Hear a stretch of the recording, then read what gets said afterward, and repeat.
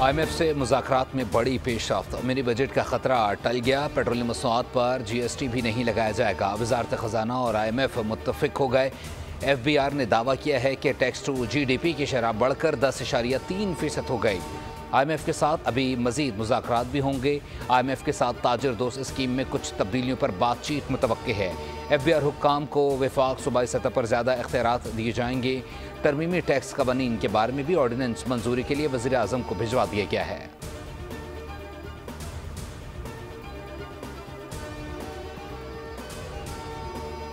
और पाकिस्तान तहरीक इंसाफ ने 24 नवंबर को एहतजाज की फाइनल कॉल दे दी। एहतजाज पाकिस्तान समेत दुनिया भर में किया जाएगा। बानी PTI की बहन अलीमा खान की अडयाला जेल के बाहर मीडिया से गुफ्तगू। कहा, आप लोग 8 फरवरी को निकले, अपना आईनी हक इस्तेमाल किया। 9 फरवरी को सारा मैंडेट चोरी कर लिया गया था। बानी PTI ने कहा, आज कौम ने फैसला करना है।